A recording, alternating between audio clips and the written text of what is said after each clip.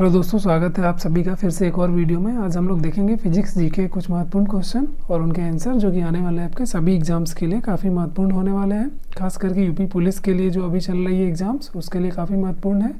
तो चलिए शुरू करते हैं। वीडियो में आगे बढ़ने से पहले अगर आप चैनल पर नए हैं तो चैनल को सब्सक्राइब करिए और वीडियो को लाइक ज़रूर करिए और अपने दोस्तों में शेयर करिए। और इन सभी सब्जेक्ट्स की जो भी आप यहाँ पे पढ़ रहे हैं उसकी अगर पीडीएफ नोट्स चाहिए आपको, तो आप हमारे टेलीग्राम चैनल को भी ज्वाइन कर सकते हैं। वहाँ पे आपके सभी पीडीएफ नोट्स उपलब्ध हो जाएंगे। तो चलिए शुरू करते हैं। आज का क्वेश्चन नंबर 1 है, पास्कल किसकी इकाई है? ठीक है, पास्कल किसकी इकाई है? ऑप्शन से आर्द्रता की, दाब की, वर्षा की और तापमान की। तो देखिए, पास्कल जो है किसकी इकाई है? दाब की। ऑप्शन नंबर बी इसका सही उत्तर हो जाएगा। अगला क्वेश्चन नंबर 2 है, कैंडेला मात्रक है? ऑप्शन से ज्योति फ्लक्स की, ज्योति प्रभाव की, ज्योति दाब की और ज्योति तीव्रता की। तो कैंडेला किसकी मात्रक है? वो है ज्योति तीव्रता की। ऑप्शन नंबर डी इसका सही उत्तर होगा।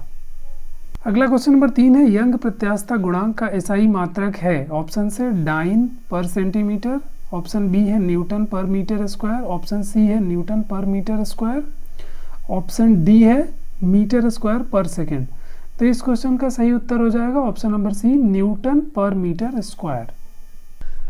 अगला क्वेश्चन नंबर 4 है, निम्नलिखित युग्मों में से किन भौतिक राशियों के समान विमीय सूत्र नहीं है? ऑप्शन है बल एवं दाब, कार्य एवं ऊर्जा, आवेग एवं संवेग, भार एवं बल।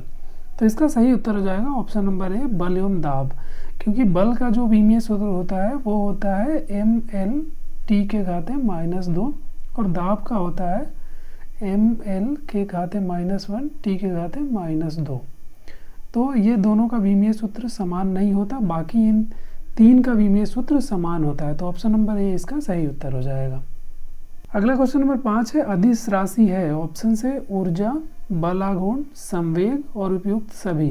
तो इस क्वेश्चन का सही उत्तर हो जाएगा ऑप्शन नंबर ए, ऊर्जा एक अदिश राशि है, बाकी बलाघूर्ण, संवेग क्या है? सदिश राशियां हैं। तो ऑप्शन नंबर ए इसका सही उत्तर होगा। अगला क्वेश्चन नंबर 6 है, निम्नलिखित में से सदिश राशि कौन सी है? ऑप्शन से वेग, द्रव्यमान, समय तथा लंबाई। तो देखिए, द्रव्यमान, समय और लंबाई ये तीनों अदिश राशियां हैं। वेग केवल यहाँ पे सदिश राशि है। ऑप्शन नंबर ए इसका सही उत्तर हो जाएगा। अगला क्वेश्चन नंबर 7 है, पदार्थ के संवेग और वेग के अनुपात से कौन सी भौतिक राशि प्राप्त की जाती है? ऑप्शन से वेग, त्वरण, द्रव्यमान और बल। तो इस क्वेश्चन का सही उत्तर हो जाएगा ऑप्शन नंबर सी, द्रव्यमान। अगला क्वेश्चन नंबर 8 है, शून्य में स्वतंत्र रूप से गिरने वाली वस्तुओं की समान गति होती है, समान वेग होता है, समान त्वरण होता है और समान बल होता है। तो इस क्वेश्चन का सही उत्तर हो जाएगा ऑप्शन नंबर सी, समान त्वरण होता है। अगला क्वेश्चन नंबर 9 है, जब 2 kg वाले द्रव्यमान पर 5 kg का बल लगाया जाता है तो उत्पन्न होने वाला त्वरण क्या होगा? तो F बराबर क्या होता है? फोर्स बराबर होता है m इंटू ए, मास इंटू एक्सेलरेशन। तो A एक्सेलरेशन बराबर क्या होगा? F upon m। ये फार्मूला से हम लोग निकाल सकते हैं। यहाँ पे m दिया हुआ है 2 kg और F का मान है 5 न्यूटन। तो 5/2 करेंगे तो A क्या हो जाएगा? 2.5 मीटर पर सेकेंड स्क्वायर। तो ऑप्शन नंबर ए इसका सही उत्तर हो जाएगा। अगला क्वेश्चन नंबर 10 है, किसी भी स्थिर या गतिशील वस्तु की स्थिति और दिशा में तब तक कोई परिवर्तन नहीं होता जब तक उस पर कोई बाह्य बल सक्रिय ना हो। यह है ऑप्शन से न्यूटन गति विषयक का प्रथम नियम, न्यूटन गति विषयक का द्वितीय नियम, तृतीय नियम और गैलीलियो का विषयक नियम। तो ये जो है ये न्यूटन का प्रथम नियम से सिद्ध होता है कि जब तक कोई वस्तु विरामावस्था में रहेगी, जब तक कि उस पर कोई बाह्य बल न लगाया हो, और जब कोई गतिमान है वस्तु तो तब तक गतिमान रहेगी जब तक उस पर कोई बाह्य बल न लगाया गया हो। तो ये ऑप्शन नंबर 1 इसका सही उत्तर हो जाएगा। अगला क्वेश्चन नंबर 11 है, रॉकेट किस सिद्धांत पर कार्य करता है? ऑप्शन से ऊर्जा संरक्षण, बर्नौली प्रमेय, एवोगाड्रो परिकल्पना और संवेग संरक्षण। तो इस क्वेश्चन का सही उत्तर हो जाएगा ऑप्शन नंबर डी, संवेग संरक्षण के नियम पे काम करता है। अगला क्वेश्चन नंबर 12 है, अश्व यदि एकाएक चलना प्रारंभ कर दे तो अश्वारोही के गिरने की आशंका का कारण है? ऑप्शन से जड़त्वाघूर्ण, द्रव्यमान संरक्षण का नियम, विश्राम जड़त्व और गति का तीसरा नियम। तो इस क्वेश्चन का सही उत्तर हो जाएगा ऑप्शन नंबर सी, विश्राम जड़त्व। जड़त्व के कारण जो मनुष्य का शरीर है वो वहीं पे विरामावस्था में रहेगी और अचानक से अगर उसके साथ का कोई वस्तु चलना प्रारंभ कर दे तो वो पीछे की तरफ गिरने की आशंका बनी रहती है। ऑप्शन नंबर सी इसका सही उत्तर हो जाएगा। अगला क्वेश्चन नंबर 13 है, चलती हुई बस जब अचानक ब्रेक लगाती है तो उसमें बैठे हुए यात्री आगे की दिशा में गिरते हैं। इसको किसके द्वारा समझाया जा सकता है? ऑप्शन से सापेक्षता सिद्धांत, न्यूटन का पहला नियम, न्यूटन का दूसरा नियम और न्यूटन का तीसरा नियम। तो ये न्यूटन के जड़त्व नियम से ये भी रिलेटेड है। ऑप्शन नंबर 1 इसका सही उत्तर हो जाएगा। अगला क्वेश्चन नंबर 14 है, बल का गुणनफल है। ऑप्शन से द्रव्यमान और वेग, द्रव्यमान और त्वरण, भार और वेग और भार और त्वरण। तो इसका सही उत्तर हो जाएगा ऑप्शन नंबर बी, द्रव्यमान और त्वरण का। अगला क्वेश्चन नंबर 15 है, शरीर का वजन पृथ्वी की सतह पर सभी जगह एक समान होता है। ऑप्शन बी है ध्रुवों पर अधिकतम होता है, विषुवत रेखा पर अधिकतम होता है, मैदानों की तुलना में पहाड़ियों पर अधिक होता है। तो इस क्वेश्चन का सही उत्तर हो जाएगा ऑप्शन नंबर बी, ध्रुवों पर अधिकतम होता है। अगला क्वेश्चन नंबर 16 है, किसी मनुष्य का भार पृथ्वी पर यदि 600 न्यूटन है तब चंद्रमा पर उसका भार कितना होगा? ऑप्शन से 6000 न्यूटन, 60 न्यूटन, 1000 न्यूटन और 100 न्यूटन। तो देखिए चंद्रमा पर और पृथ्वी पर गुरुत्वीय त्वरण में जो अंतर होता है वो होता है 1/6, है ना। पृथ्वी का 1/6 ही गुरुत्वीय त्वरण वहाँ पे काम करता है। तो अगर हम भार की बात करें तो भार बराबर होता है m/g। तो वहाँ पे g का मान जो है वो 1/6 हो जाएगा। तो अगर यहाँ पे भार उसका 600 न्यूटन है तो चंद्रमा पे 600/6 हो जाएगा, ठीक है। तो ये कितना हो जाएगा? 100 न्यूटन। ऑप्शन नंबर 4 या डी इसका सही उत्तर होगा। अगला क्वेश्चन नंबर 17 है, पृथ्वी की सतह पर किसी वस्तु का भार 29.4 न्यूटन है, उसका द्रव्यमान कितना होगा? ऑप्शन से 2 किग्रा, 3 किग्रा, 4 किग्रा और 29.4 किग्रा।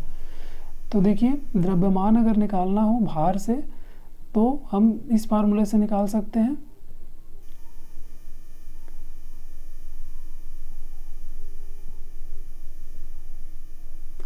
F बराबर mg होता है, ठीक है। F यहाँ पे भार है और मास क्या है? द्रव्यमान है और g गुरुत्वीय त्वरण। तो द्रव्यमान गुणे गुरुत्वीय त्वरण जो है वो भार के बराबर होता है।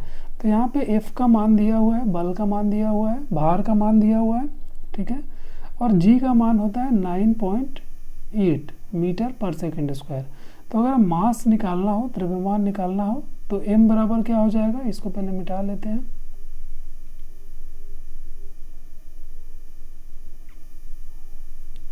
m बराबर हो जाएगा F/g, ठीक है। तो यहाँ पे जब देखेंगे हम तो F का मान है 29.4 और g का मान है 9.8। तो जब हम यहाँ पे रख देते हैं मान, वैल्यू रख देते हैं 29.4/9.8, ये 3 बार में कट जाएगा। इसको जब काटेंगे हम तो 3 बार में कट जाएगा। तो इसका ऑप्शन नंबर बी सही उत्तर हो जाएगा, 3 किग्रा। अगला क्वेश्चन नंबर 18 है, एक अंतरिक्ष यात्री पृथ्वी तल की तुलना पर चंद्र तल पर अधिक ऊंचाई पर छलांग लगा पाता है क्योंकि? ऑप्शन से वह चंद्रमा पर भारहीन होता है, चंद्रमा पर कोई वातावरण नहीं है। ऑप्शन सी है चंद्र तल पर गुरुत्वाकर्षण बल पृथ्वी तल की तुलना में अल्प है और ऑप्शन डी है चंद्रमा पृथ्वी से छोटा है। तो इसका सही उत्तर हो जाएगा ऑप्शन नंबर सी, गुरुत्वाकर्षण बल का मान जो है वो 1/6 होता है पृथ्वी के तुलना में। अगर चंद्रमा पे देखें तो इस वजह से कोई मनुष्य ज़्यादा ऊंचा छलांग लगा सकता है। ऑप्शन नंबर सी इसका सही उत्तर हो जाएगा। अगला क्वेश्चन नंबर 19 है, 1 किलोग्राम राशि का वजन है। ऑप्शन से 1 न्यूटन, 10 न्यूटन, 9.8 न्यूटन और 9 न्यूटन। तो देखिए वजन मतलब होता है भार, ठीक है। और भार का फार्मूला होता है F बराबर mg, ठीक है। तो m इसका दिया हुआ 1 किलोग्राम और g का गुणा करेंगे, g का मान होता है 9.8, ठीक है। तो 1 गुना 9.8 मतलब सी ऑप्शन सही हो जाएगा, 9.8 न्यूटन। अगला क्वेश्चन नंबर 20 है, जड़त्व, आघूर्ण व कोणीय त्वरण का गुणनफल क्या होता है? ऑप्शन से बल, टॉर्क, कार्य और कोणीय संवेग। तो इस क्वेश्चन का सही उत्तर हो जाएगा ऑप्शन नंबर बी, टॉर्क होता है, जिसको इंग्लिश में ऐसे लिखते हैं TORQUE, टॉर्क। ठीक है। अगला क्वेश्चन नंबर 21 है, जल के आयतन में क्या परिवर्तन होगा यदि तापमान 9 डिग्री सेल्सियस से गिराकर 3 डिग्री सेल्सियस कर दिया जाए। ऑप्शन से आयतन में कोई परिवर्तन नहीं होगा, आयतन पहले बढ़ेगा बाद में घटेगा, आयतन पहले घटेगा बाद में बढ़ेगा, और ऑप्शन डी है पानी जम जाएगा। तो इस क्वेश्चन का सही उत्तर हो जाएगा ऑप्शन नंबर सी, आयतन पहले घटेगा और फिर बाद में बढ़ेगा। अगला क्वेश्चन नंबर 22 है, एक बीकर में पानी बर्फ पर तैर रही है, जब पूर्णतः पिघल जाएगी तो बीकर में पानी का तल ऑप्शन से बढ़ेगा, घटेगा, उतना ही रहेगा, पहले बढ़ेगा फिर बाद में घटेगा। तो इसका सही उत्तर हो जाएगा ऑप्शन नंबर सी, उतना ही रहेगा। अगला क्वेश्चन नंबर 23 है, जब किसी बोतल में पानी भरा जाता है और उसे जमने दिया जाता है तो बोतल टूट जाती है। ऑप्शन है पानी जमने पर फैलता है, बोतल हिमांक पर सिकुड़ती है, बोतल के बाहर पानी का तापक्रम अंदर से ज़्यादा होता है और पानी गर्म करने पर फैलता है। तो इसका ऑप्शन नंबर 1 सही हो जाएगा, पानी जमने पर फैलता है क्योंकि उसका घनत्व कम होता है और आयतन थोड़ा बढ़ता है। तो ऑप्शन नंबर 1 इसका सही उत्तर हो जाएगा। अगला क्वेश्चन नंबर 24 है, सड़क पर चलने की अपेक्षा बर्फ़ पर चलना कठिन है क्योंकि ऑप्शन से बर्फ़ सड़क से सख्त होती है, सड़क बर्फ़ से सख्त होती है, जब अपने पैर से धक्का देते हैं तो बर्फ़ कोई प्रतिक्रिया व्यक्त नहीं करती। ऑप्शन डी है, बर्फ़ में सड़क की अपेक्षा घर्षण कम होता है। तो ऑप्शन नंबर डी इसका सही उत्तर हो जाएगा, बर्फ़ में सड़क की अपेक्षा घर्षण बल का मान जो है वो काफ़ी कम होता है, इस वजह से चलना मुश्किल होता है, फिसल जाते हैं। अगला क्वेश्चन नंबर 25 है, एक नदी में चलता हुआ जहाज समुद्र में आता है तब जहाज का स्तर पहले जितना होगा थोड़ा ऊपर उठ जाएगा, थोड़ा नीचे आ जाएगा, ऊपर या नीचे होगा, जो उसमें पड़े हुए भार पर निर्भर होगा। तो देखिए, नदी के पानी के घनत्व और समुद्र के पानी के घनत्व में अंतर होता है। समुद्र के पानी में नमक होने की वजह से उसका घनत्व थोड़ा ज़्यादा होता है, जिस वजह से अगर जहाज़ नदी से समुद्र में आता है तो नदी में जो उसका स्तर था उससे थोड़ा सा स्तर उसका ऊपर चला जाएगा। तो ऑप्शन नंबर बी इसका सही उत्तर होगा। अगला क्वेश्चन नंबर 26 है, लोहे की कील पारे पर क्यों तैरती है जबकि यह पानी में डूब जाती है। ऑप्शन है, लोहे से पारे की रासायनिक क्रिया की प्रवृत्ति पानी की तुलना में कम होने के कारण। ऑप्शन बी है, लोहे का भार पानी से अधिक है तथा पारे से कम। ऑप्शन सी है, लोहे का घनत्व पानी से अधिक है तथा पारे से कम। ऑप्शन डी है, पारा पानी से भारी होता है। तो इसका सही उत्तर हो जाएगा ऑप्शन नंबर सी, लोहे का घनत्व जो है वो पानी से अधिक होता है तथा पारे से कम होता है। ऑप्शन नंबर सी इसका सही उत्तर होगा। अगला क्वेश्चन नंबर 27 है, पानी का घनत्व अधिकतम होता है। ऑप्शन है 100 डिग्री सेल्सियस पर, 4 डिग्री सेल्सियस पर, 0 डिग्री और -4 डिग्री सेल्सियस पर। तो इसका सही उत्तर हो जाएगा option number B, 4 degree Celsius पर। अगला क्वेश्चन नंबर 28 है, वस्तु की मात्रा बदलने पर अपरिवर्तित रहेगा। ऑप्शन है आयतन, भार, द्रव्यमान और घनत्व। तो देखिए, वस्तु की मात्रा बदलने पर अगर कोई चीज़ अपरिवर्तित रहेगा तो वो है घनत्व। ऑप्शन नंबर डी इसका सही उत्तर होगा। अगला क्वेश्चन नंबर 29 है, समुद्र में प्लवन करते आइसबर्ग का कितना भाग समुद्र के ऊपर सतह पर रहता है। ऑप्शन है 1/9, 1/10, 1/6 और 1/4। तो देखिए, जो घनत्व की हम बात करें तो बर्फ़ और पानी के घनत्व में 1/10 का अंतर होता है। तो मतलब अगर पानी में बर्फ़ अगर कोई तैर रहा है तो उसका 1/10वां भाग पानी के ऊपर रहेगा, पानी के तल से सतह से ऊपर रहेगा। तो यहाँ पे ऑप्शन नंबर बी में 1/10 दिया है, ऑप्शन नंबर बी इसका सही उत्तर हो जाएगा। अगला क्वेश्चन नंबर 30 है, बर्फ़ के 2 टुकड़ों को आपस में दबाने पर टुकड़े आपस में चिपक जाते हैं। ऑप्शन से क्योंकि दाब अधिक होने से बर्फ़ का गलनांक घट जाता है। ऑप्शन बी है, दाब अधिक होने से बर्फ़ का गलनांक बढ़ जाता है। ऑप्शन सी है, दाब अधिक होने से बर्फ़ का गलनांक पहले घटता है फिर बढ़ता है। और ऑप्शन डी है, दाब व गलनांक में कोई संबंध नहीं है। तो इस क्वेश्चन का सही उत्तर हो जाएगा ऑप्शन नंबर ए, दाब अधिक होने से बर्फ़ का गलनांक घट जाता है। तो फिजिक्स जीएस का ये पार्ट यहीं पे समाप्त करते हैं। मिलते हैं किसी और वीडियो में।